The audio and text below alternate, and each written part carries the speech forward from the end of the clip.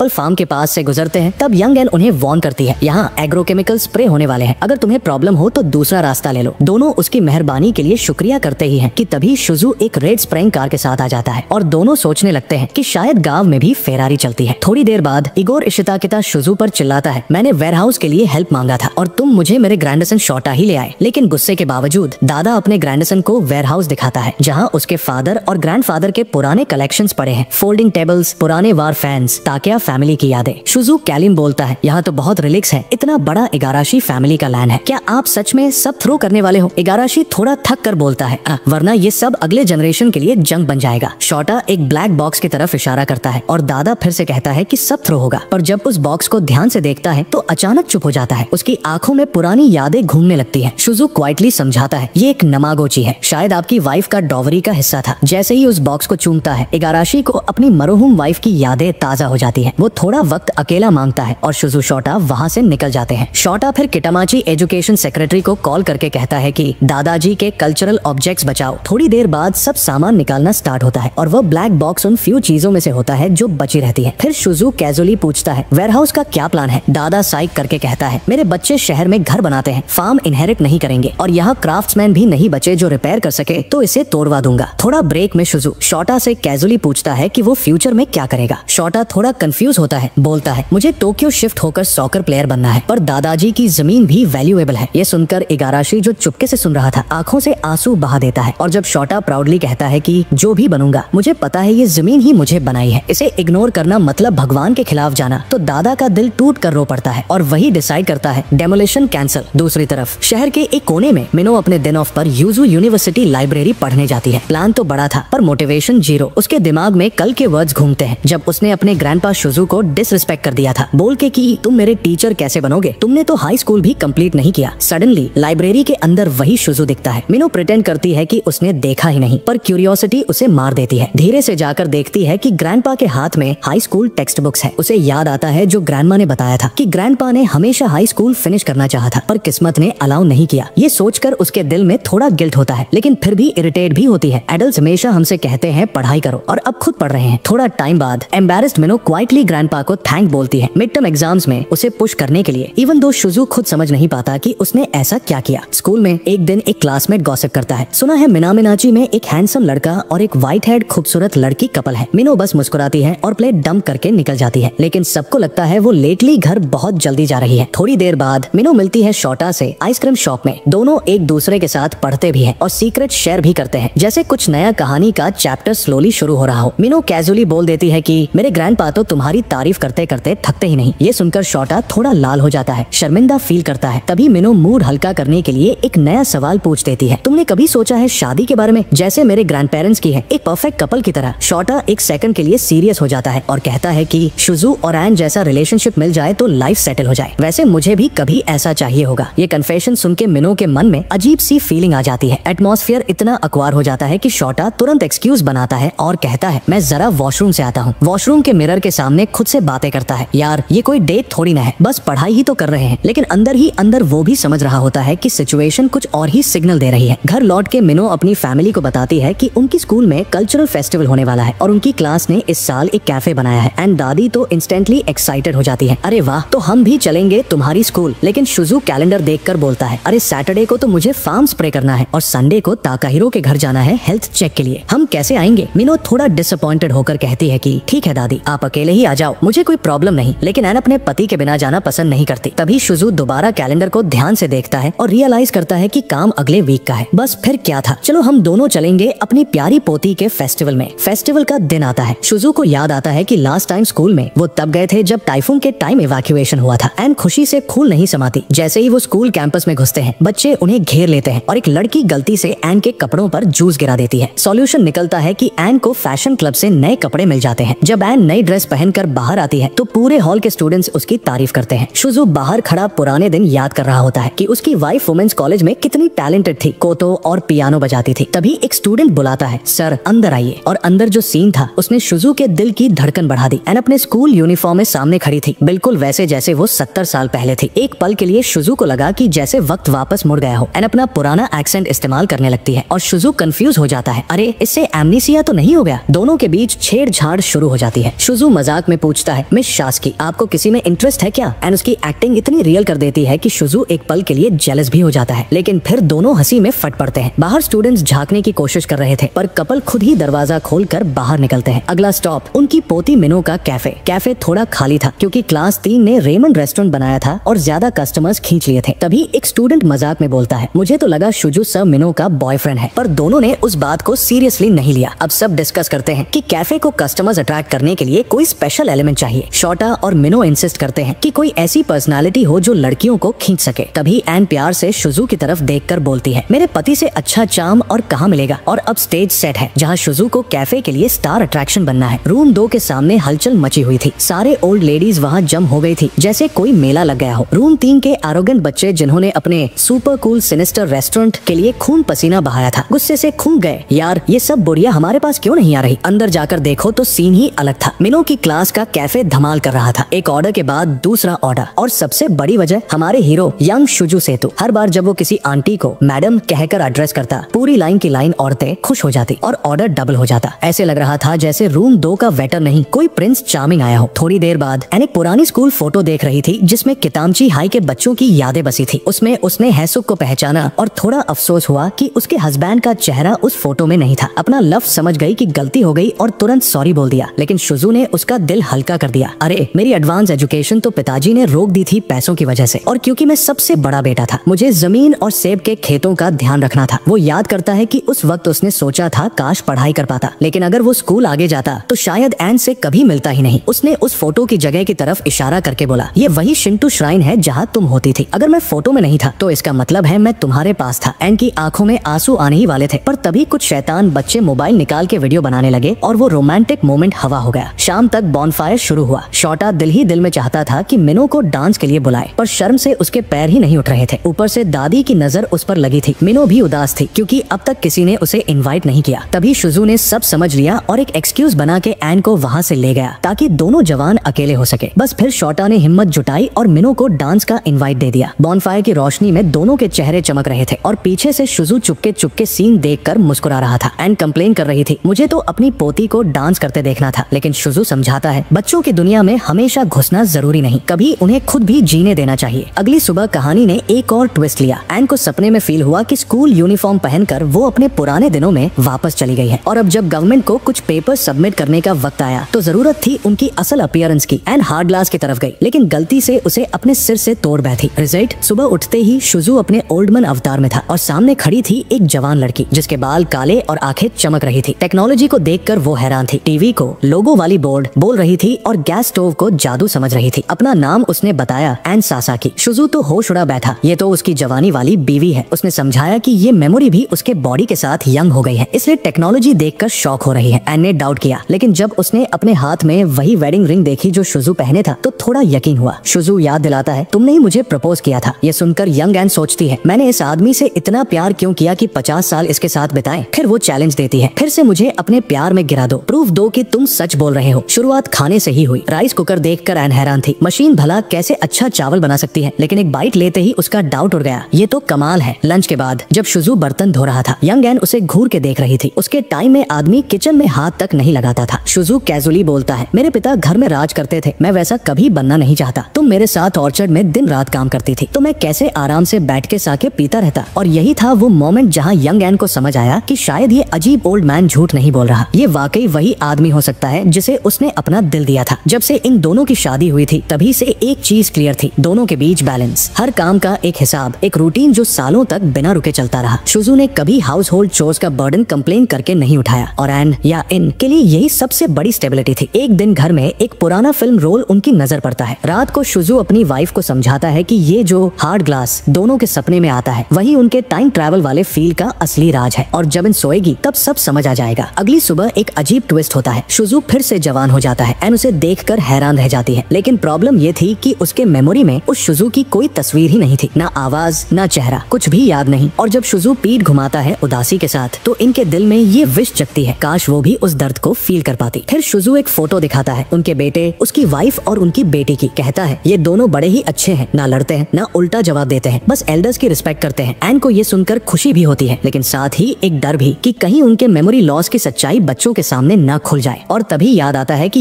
योशियाकी और उसका परिवार आज घर आने वाले हैं। दूर से उनकी ग्रैंड डॉटर मिनो की आवाज आती है, ग्रैंडपा खेलना है। एंड तुरंत रोल ले लेती है मिसेस सेकू का और डिसाइड करती है कि चाहे उसे एक्सेंट और मेमोरी में दिक्कत हो, वो माँ और दादी का रोल निभा लेगी, क्योंकि माँ दादी होने का असली मतलब है अपने बच्चों को कंफर्टेबल फील कराना। मिनो दादी के काले बालों को नोटिस करके टांग खींचती है और योशियाकी पापा की हेल्थ पूछता है। जब एन एक नई स्लैंग में जवाब देती है, सब थोड़े कंफ्यूज हो जाते हैं। शुजू सिचुएशन संभालता है और कह देता है कि अरे ये सब कल्चरल फेस्टिवल वाले बच्चों की स्लैंग का असर है। और सोचो, एन तो स्कूल यूनिफॉर्म भी पहनी थी उस दिन। मिनो को ये सुपर कूल लगता है। ग्रैंडमा इतनी हिप। डिनर की बारी आती है। शुजू अपनी जवान वाइफ को सिखाता है करी वाले चावल बनाने का तरीका। एन गाजर और प्याज काटने की कोशिश करती है, लेकिन हालात ऐसे होते हैं जैसे नाइफ नहीं चेनसॉ चला रही हो। वो कॉन्फेस करती है कि घर में सर्वेंट्स सब करते थे, इसलिए कुकिंग कभी सीखी ही नहीं। थोड़ा गिल्टी फील करके कहती है, तुम हैज टू नहीं रहे ना मुझ पर। शुजू मुस्कुरा कर कहता है, कभी नहीं, ये तो मेरा फेवरेट कैरेट करी बन रहा है। और फिर प्यार से पेशेंस के साथ उसे सिखाता है नाइफ चलाना। एन के दिल में एक अजीब नॉस्टैल्जिया जगता है, जैसे कल ही की बात हो जब वो खुद बनाए खाने के बचे हुए टुकड़े खाती थी। तब उसे समझ आता है कि असल वजह एक ही है, शुजू ही हमेशा उसके कुकिंग और लाइफ के बीच की जान था। थोड़ी देर बाद मिनो पोटैटोज के बड़े टुकड़ों पर कमेंट करती है। शुजू चिल करके बोलता है, बस तुम्हारा इल्यूजन है। लेकिन असली बात ये थी कि एन पीलर को जैसे सॉ बना के यूज कर रही थी। और फिर एक फ्लैशबैक, योशियाकी बचपन में एग्जाम में हाईएस्ट स्कोर आता है। माँ उसकी मेहनत देखकर खुशी से भर जाती है, लेकिन बड़े होते ही वही बेटा जॉब मार्केट की रेस में अटक जाता है। एक ऐसा सिस्टम जो बस रिजल्ट चाहता है, एफर्ट की वैल्यू नहीं करता। योशियाकी अपने पेरेंट्स को बताता है कि कंपनी बैंकरप्सी के कगार पर है, क्योंकि लोकल पॉपुलेशन गिरने की वजह से स्टोर्स बंद हो रहे हैं। शुजू कहता है, बेटा ऑर्चर्ड में आ जाओ, यहाँ काम करो। लेकिन योशियाकी अपने पेरेंट्स को बोझ नहीं बनाना चाहता। उसे लगता है कि और स्ट्रगल करना होगा और अपने पैरों पर खुद निकलना होगा। तभी एन अपने बेटे का हाथ पकड़ कर कहती है, बेटा इतना भी मत थको। जब तक ऊपर वाले लोग तुम्हारी कमिटमेंट का फायदा उठाते रहेंगे, तुम्हारी मेहनत उनके लिए प्रॉफिट बनेगी और गलती भी तुम पर ही डाली जाएगी। कभी कभी जिंदगी का प्रेशर इतना होता है कि थोड़ा पीछे हटना और अपने इमोशंस को स्वीकार करना बिल्कुल नॉर्मल है। और ये भी जरूरी है कि जब महसूस करो कि उठने का वक्त आ गया है तो खुद को संभालो। योशियाकी के लिए ये समझना भी इम्पोर्टेंट था कि चाहे कुछ भी हो, उसके पेरेंट्स शुजू और एन हमेशा उसके साथ है, ready to help with whatever is needed. क्योंकि बच्चों की उम्र चाहे जितनी भी हो, अंदर से वो हमेशा बच्चे ही रहते हैं। और फिर अपने पेरेंट्स के सामने इमोशंस को ओपन करना थोड़ी ओवर टॉप फीलिंग्स के साथ, जैसे नाक से भी आंसू गिरना, बिल्कुल ठीक है। 2 बॉटल्स ऑफ बियर के बाद योशियाकी बोलता है, एन तो मेरी माँ है, लेकिन वो बिहेव नहीं कर रही जैसे माँ करती। थोड़ा डर के साथ एन जेंटली उसके सर को स्ट्रोक करती है और उसे फील कराती है कि हाँ, वो वैसे ही माँ है जैसे उसे चाहिए। अगली सुबह शुजू अपनी वाइफ को ले जाता है उस जगह जहाँ एन ने पहले अपना प्यार कन्फेस किया था। अभी तक इनको वहाँ से कोई याद नहीं है, तो वो कहती है, चलो फिर एक्ट करते हैं, शायद याद आ जाए। दोनों बैठते हैं। शुजू कहता है कि पहले उसने मेरा हाथ पकड़ा था और इन ट्रस्ट करके फॉलो करती है। फिंगर्स टच होने पर दोनों थोड़ा एम्बरेस्ड हो जाते हैं, लेकिन फिर इन कैरेक्टर तोड़ती है, ये सब रिडिकुलस है, मैं तो कभी ऐसा नहीं करती। और घर वापस कोल्ड वॉर एटमॉस्फेयर के साथ लौट आते हैं। मैरिटल आर्ग्यूमेंट का मूड है। कुछ दिन बाद इन अपनी बड़ी सिस्टर को हिरोसाकी हॉस्पिटल में विजिट करती है। उसे याद आता है कि सिस्टर ने उसे बचपन में तूफानों से कैसे प्रोटेक्ट किया था, लेकिन अब सिस्टर इतनी बड़ी हो गई है कि रिएक्ट ही नहीं करती। एंड फील करती है कि टाइम कितना क्रूल है, जो हमेशा कंफर्ट देता था अब बस वहाँ है पर साथ नहीं। इस बीच शुजू हमेशा इनके साथ है, बिना कुछ बोले, बस एक साइलेंट सपोर्ट जैसा। एंड अपने आप को उसके पास और क्लोजर फील कराती है। लेकिन सच्चाई ये है कि शुजू बस बाथरूम जाने की वजह से वहाँ बैठा था। एक और सीन, मिसेस सुरु पियानो के सामने बैठी है, जैसे पुरानी यूथ में करती थी। अब सिर्फ साइलेंस है। इनने एक्शन लिया और पियानो बजाने लगी। सुरु को याद आया कि पुराने दिनों में वो हमेशा साथ रहती थी और गाने के साथ अकोम्पनी करती थी। म्यूजिक ने सुरु की आंखों में एक स्पार्कल वापस ला दिया। इन अपनी सिस्टर के साथ प्ले करती है, singing about still dreaming of those days. और सुरु कहता है, मुझे नहीं पता ये लड़की कौन है, लेकिन बहुत अच्छा बजाती है। एंड इमोशनली क्राई करती है। फाइनली सिस्टर को एक और बार देख पाई। वीक्स लेटर एंड की मेमोरी अभी भी पूरी वापस नहीं आई। पहली बार वो अकेली है, क्योंकि शुजू एसोसिएशन मीटिंग में है। उसे कोई साइन नहीं दिखता पास्ट लव के लिए। अकेली और कंफ्यूजिंग सिचुएशन में इन एंग्जाइटी फील करती है। शुजू की एब्सेंस में वो नर्वस है, पर समझ भी रही है कि अपनी लाइफ मैनेज कर सकती है। फिर याद आता है शुजू का प्रॉमिस, कभी भी इनको अकेला नहीं छोड़ेंगे। और तब 16 साल की इनकी कन्फेशन की मेमोरी वापस आती है। थोड़ा जोक था, पर इसके बाद शुजू डेली श्राइन आने लगा। रिलेटिव्स ने मना किया, डिस्टेंस बढ़ गई। लेकिन एक दिन शुजू हेवी रेन में आया, फेस पर ब्रूज था फाइटिंग के बाद विद हिज फादर, और फिर इन सीरियसली इल हो गई। शुजू ने उसकी ट्रीटमेंट पाई और केयर दिया। एंड सोचती है, क्या ये रिलेशनशिप बस बद लक लाता है? शुजू को परवाह नहीं, क्योंकि जो अब्सर्डिटीज आती है उनका लव हमेशा कांस्टेंट है। प्रॉमिस कभी ब्रेक नहीं हुआ। और जब शुजू मीटिंग के बाद घर आता है, इन भाग के ग्रीट करती है। हेयर व्हाइट हो रही है, पर उसके दिल में रियलाइजेशन आता है, डेस्टिनी का साथ हमेशा शुजू सेतु के साथ है। अगली सुबह इन क्यूरियस है कि कैसे शुजू ने पेशेंस रखा इन सब सिचुएशंस में। शुजू कहता है, दोनों पास्ट और करंट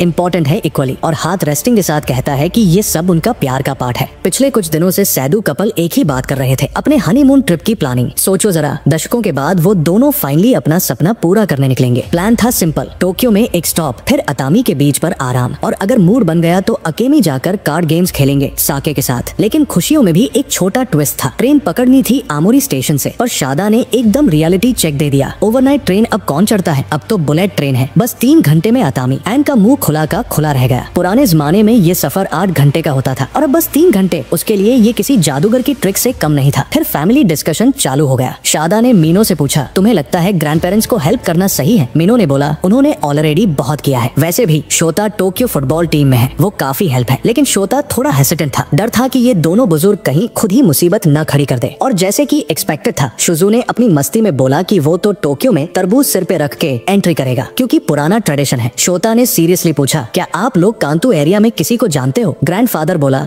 हमारी बेटी और उसका हस्बैंड वहाँ है, पर काम में बिजी रहते हैं। तभी सबकी नजर शोता पे गिरी। पूर बॉय को समझ ही नहीं आया कैसे बचे, और मीनो ने भी ऑयल डाल दिया फायर में। मैं भी चलूंगी अगर शोता चला। एन तो खुशी से खुल गई, हनीमून ट्रिप अपने प्यारे ग्रैंड चिल्ड्रन के साथ। लेकिन शोता फट पड़ा, मैं कोई आपका ग्रैंडसन नहीं हूँ। शुजू ने कॉमली बोला, अरे ये तो परफेक्ट चांस है तुम्हारे लिए मीनो को टोक्यो में अच्छे से जानने का। लेकिन परमिशन तो दादाजी से लेनी थी। जब रिक्वेस्ट गई, उन्होंने बिना सोचे समझे मना कर दिया। दिल में नफरत भर रखी थी, लेकिन मीनो ने अपनी चाम चलाई। वो मेरे क्लासमेट है दादाजी, और अगर वो साथ चले तो ग्रैंड पेरेंट्स की हेल्प हो जाएगी। सुनते ही ओल्ड मैन सेलिब्रेट करने लगा जैसे उसके ग्रैंडसन ने दुल्हन घर ले आई हो। शोता और मीनो जितना समझाए, उनको तो बस शादी ही दिख रही थी। एंड में डिसीजन आया, ट्रिप पक्का है। प्रिपरेशन भी फुल स्विंग में चलने लगी। एन ने मिसेस कार्जा से कैरामलाइज्ड स्वीट पोटैटोज लिए। कार्जा ने कहा, कितना टाइम हो गया मिलके। एन भी एग्री करती है, बट उसे दुखी करने के बजाय कार्जा बस एक स्माइल के साथ सेफ ट्रिप विश कर देती है। फिर एक छोटा सा मिरेकल, एक कस्टमर ने 100 ग्राम स्वीट पोटैटो मांगा। फिर और लोग आ गए। क्यों? क्योंकि एन खुद मार्केट के बाहर खड़ी थी। अपनी ब्यूटी और स्वीट पोटैटो के साथ एक वॉकिंग एडवर्टाइजमेंट बन गई थी। शॉप फुल बज करने लगी। इसी बीच शुजू के माइंड में एक और पुरानी मेमोरी फ्लैश हुई। 60 साल पहले आमोरी स्टेशन पर उसने अपने दोस्त को टोक्यो के लिए फेयरवेल दिया था। तब बोला था, कैपिटल मेरे लिए सही जगह नहीं है, लेकिन अंदर ही अंदर उसे भी एक चांस चाहिए था। अब 60 साल बाद स्टेशन के अंदर खुद खड़े थे और एन ने उसे रियलिटी में वापस खींचना पड़ा। बोर्डिंग से पहले योशियाकी ने वार्निंग दी, शोता अगर मेरी बेटी के साथ कुछ हुआ तो देख लेना। और उस वक्त एन ने अपने हस्बैंड से क्वाइटली पूछा, तुम कभी टोक्यो गए हो? शुजू मुस्कुरा के बोला, नहीं, इस प्रीफेक्चर से कभी बाहर ही नहीं गया। एन ने दिल में सोचा, मेरी वजह से ही तुम्हारी हेल्थ इतनी बिगड़ गई। पर शुजू ने कभी भी उसे ब्लेम लेने ही नहीं दिया। उसके लिए वो हमेशा एक ही चीज थी, उसकी पार्टनर फॉर लाइफ। शुजू के सामने उसकी वाइफ के 2 वर्जन आ जाते हैं, एक यंग और एक ओल्ड। अब बेचारा कंफ्यूज हो जाता है, पर दोनों बड़े प्यार से उसे इनवाइट करते हैं कि चलो चलते हैं। होक्काइडो की तरफ ट्रेन जा रही होती है, लेकिन ग्रैंड चिल्ड्रन स्मार्ट निकले। उन्होंने टाइम पे ही अपने ग्रैंड पेरेंट्स को उतार दिया। ट्रेन की शुरुआती स्पीड ने आइन को हिला दिया। वो तुरंत पूछता है, ये कितनी स्पीड से जा रही है? शोता बोलता है 186 मील प्रति घंटा। अब उसके दिमाग में टेंशन, यार कहीं ऐसा ना हो कि माउंट फूजी मिस हो जाए। फिर वो समझाता है कि फूजी वाली लाइन अलग है। तब मुनो क्यूरियोसिटी से पूछता है, ये ग्रैंड पेरेंट्स बूढ़े फॉर्म में क्यों है? जवाब सिंपल था, सिल्वर डिस्काउंट मिलता है, और अगर यंग फॉर्म में होते तो अननेसेसरी दिक्कत होती। इसी बीच ट्रेन अनाउंस करती है, अगला स्टॉप सेंडाई स्टेशन। और जैसे उनकी ट्रेडिशन है, दोनों ग्रैंड पेरेंट्स नैप लेते हैं और कह देते हैं, ट्रैक डिरेल भी हो जाए, हमें मत जगाना। थोड़ा वक्त गुजरता है और फाइनली सब टोक्यो पहुंचते हैं। यहाँ आते ही शुजू और एन अपनी यंग फॉर्म में आ जाते हैं, क्योंकि इस मोमेंट को वो यंग बन के जीना चाहते थे। सबसे पहला स्टॉप था मुसाशी, जहाँ आंट अकेमी रहती थी। यहाँ एक इमोशनल ट्विस्ट था।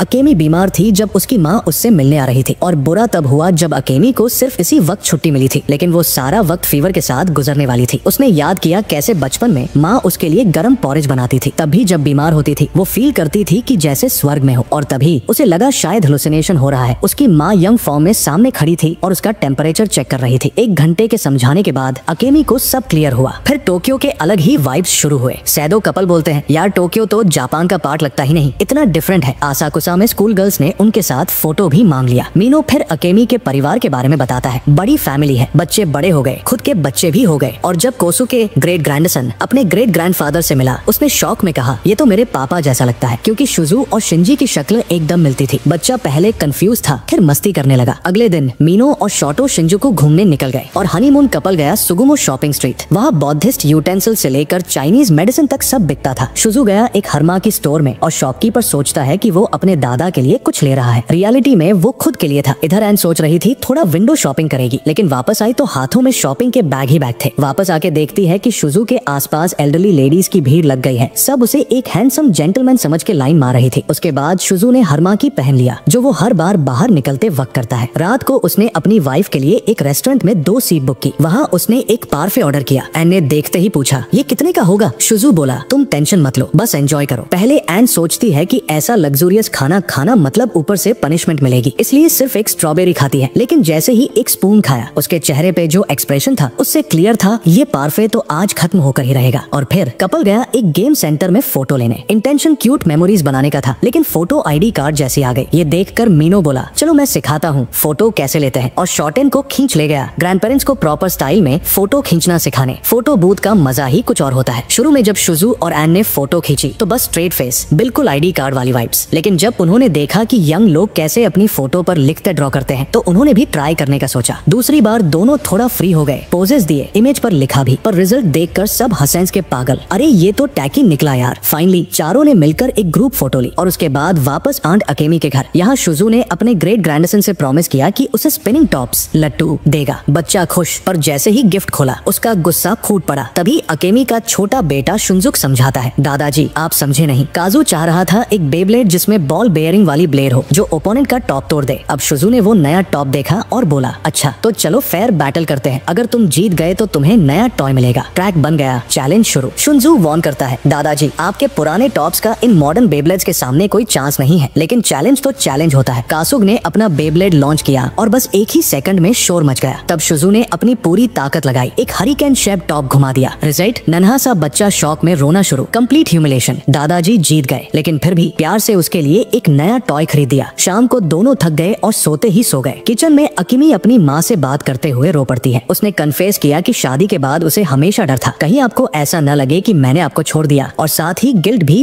उसने हमेशा एन की हेल्थ की चिंता की, पर कभी कुछ बदलने की कोशिश नहीं की। माँ ने बस अपनी बेटी को जोर से गले लगाया जैसे बचपन में लगाती थी और कहा, मेरे लिए यही काफी है कि तू खुश है, चाहे जितनी दूर हो। इसी बीच माना अमीनाची अपने ग्रैंड पेरेंट्स को ढूंढ रही थी, पर याद आया कि वो ट्रैवल पर गए हैं। उसे पता था कि बैकयार्ड के स्टोन के नीचे एक छुपी हुई की है। उसने घर खोला और अंदर चली गई। घर में बैठे बैठे उसको अपने ग्रैंड पेरेंट्स की यादें घेर गई। वो पढ़ाई तो करने आई थी, लेकिन अंदर से एक अजीब सा डर था, एक दिन मैं बड़ी हो जाऊंगी, अपना परिवार होगा और तब ये दोनों मेरे साथ नहीं होंगे। उसकी आंखों में आंसू आ गए और बस एक ही विश की, बस दादू दादी जल्दी वापस आ जाए। और जैसे उसके इमोशंस ने असर किया हो, उसी वक्त शुजू और एन दोनों एक अजीब सी बिजली की स्ट्राइक से सफर करते हैं। फिर एंट्री होती है एक नए इंसान की, गानो प्रोडक्शंस का रिप्रेजेंटेटिव। शॉटा पहले ही वार्न कर चुका था कि उनकी अनयूजुअल अपीयरेंस लोगों का ध्यान खींच लेगी और इस टाइप के लोग जरूर अप्रोच करेंगे। रूल सिंपल था, जो भी हो उन्हें रिजेक्ट करना। एन ने बिना सुने ही उसे डांट कर भगाने की कोशिश की। शुजू का पेशेंस तो वैसे भी शॉर्ट था, सीधा गाली दे दी। लेकिन बंदा समझाने लगता है, सर आपकी हाइट और चेहरे के प्रोपोर्शन इतने परफेक्ट हैं कि मैगजीन कवर पर आना कोई बड़ी बात नहीं है।